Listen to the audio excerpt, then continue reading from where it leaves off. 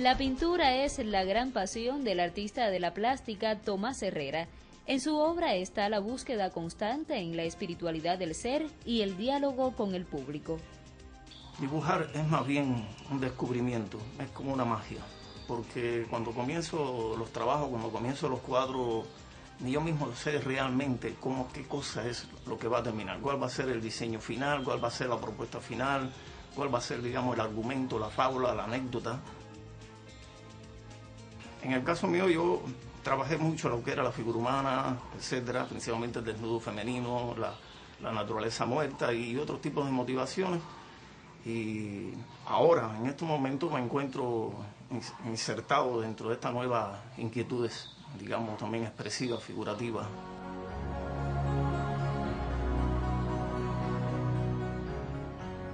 La historia del arte es algo maravilloso y desde pequeño, desde jovencito, empecé, digamos, a relacionarme con ella y descubrir un mundo maravilloso, un mundo lleno de magia.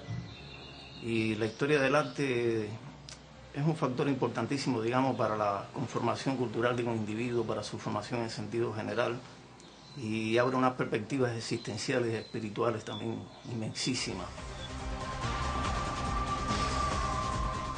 No me propongo hacer una pintura realmente con intenciones simbólicas o cínicas, como tampoco no me propongo hacer una pintura, digamos, que sea eminentemente o una propuesta folclorista ni demasiado tradicionalista. Sencillamente, bueno, lógico, pueden haber elementos de leitmotiv visuales, es decir, motivaciones, etcétera, rasgos, ornamentos, toda una serie de figuraciones que se puedan repetir indistintamente, pero pienso que eso sencillamente forma parte. Uno va creando su propio universo formal, su propio esquema.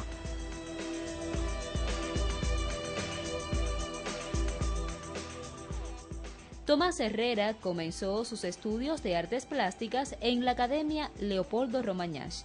Luego, la pasión por la historia del arte lo animaron a estudiar licenciatura en filología. En la escuela de arte, cuando yo estudié, que era un niño, era un adolescente, recibimos historia del arte y a la vez que simultáneamente aprendíamos a pintar, aprendíamos a dibujar, aprendíamos a expresarnos, es decir, objetivamente y espiritualmente dentro de las artes plásticas. También recibíamos la problemática de la historia del arte. Te ponías en contacto con galerías, con museos, con las obras de otros autores y se establece una organicidad, algo muy concatenado.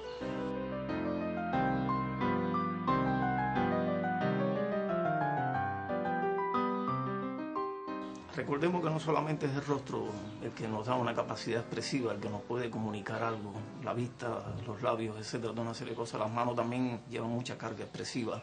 Ellas nos mueven a veces, incluso a veces el gesto de las manos, sus movimientos, etcétera, nos pueden dar más información que lo que nos puede decir en determinadas circunstancias, es decir, la palabra oral o la expresión del rostro como tal.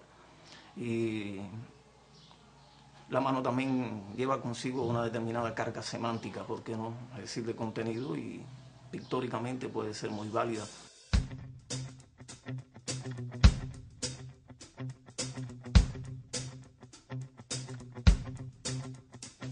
La problemática de la sensualidad hay que verla un poquito también vinculada con las intenciones, digamos, de algo de lo erótico. Es decir, si tú observas, quizá el cuadro también tiene una serie de elementos, distinciones visuales, imágenes, etcétera, símbolos o signos, como tú le quieras llamar, que nos traducen rápidamente, nos llevan a la problemática de la sensualidad. Y si se quiere también un poquito de la sexualidad.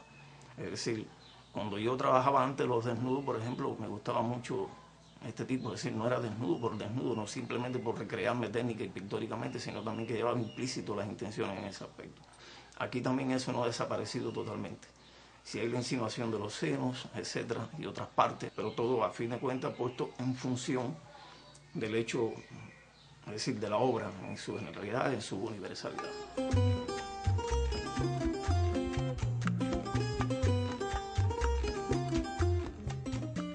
Una de las intenciones con este nuevo tipo de pintura de hacer, es decir, de esta nueva incursión que hace aproximadamente un año y pico, 2 años que retomé, una de las intenciones, te repito, por la que he empezado a trabajar así de cierta forma es precisamente por eso, porque me permite una riqueza y una diversidad extraordinaria desde el punto de vista del manejo del color.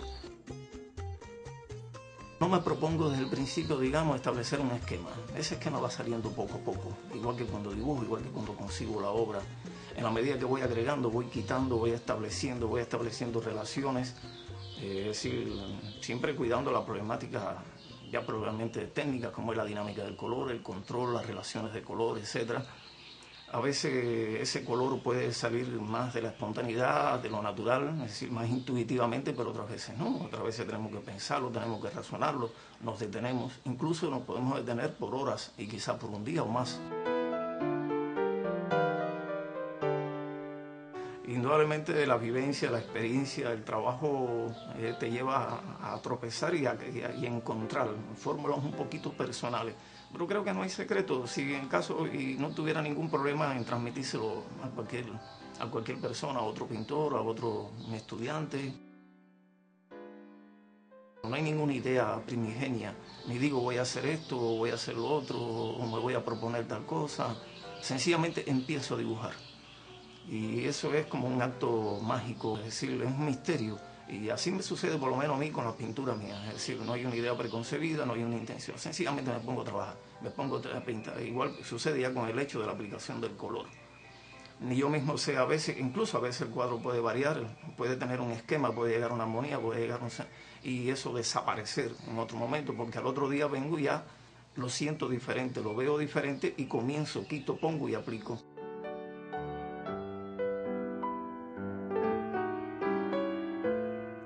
Al final hay una anécdota creada, hay un argumento establecido. Y podemos, pero bueno, tú sabes que el creador establece un diálogo con su trabajo, hace un trabajo determinado y por suerte viene después el espectador, ese perceptor que continúa el acto de la creación como tal, como decir, una co-creación indudablemente, y ellos pueden, es decir, continuar haciendo lectura, leyendo, observando, apreciando la obra como tal.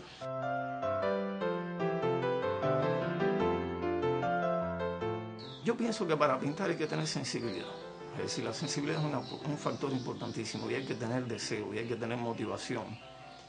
Y hay que estar, digamos, en comunión total desde el punto de vista psicológico y espiritual con el hecho.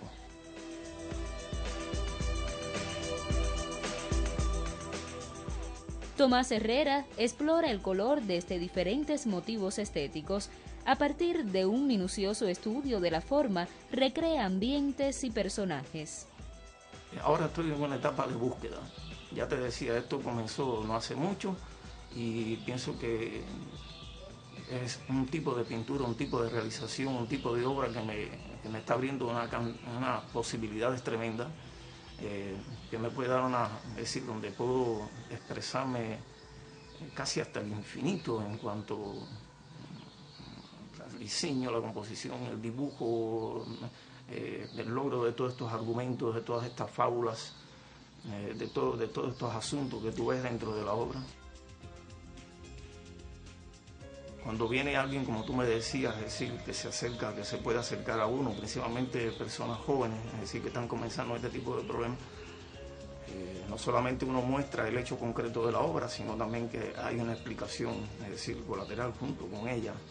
Y quizás ahí pues, es lo mismo, es decir, las intenciones son las mismas, enseñar, instruir y llevar al individuo todo eso, toda esa vivencia, toda esa experiencia, todo ese conocimiento que tenemos y que ya cargamos con mucho tiempo, con varios años, y sin limitaciones de ningún tipo lo damos. Mientras más formación teórica y más conocimiento, digamos, pensemos la historia del arte como tal, mejores pintores serán. El conocer la historia del arte, por ejemplo, te da a ti una perspectiva, una dimensión bien clara de por dónde vas, por dónde estás andando, porque estableces parámetros, estableces códigos, estableces referencias. El acto mismo de crear es un acto eminentemente mental, es un acto casi mágico y cuando te introduces espiritualmente, es decir, te sientes distinto, te sientes diferente.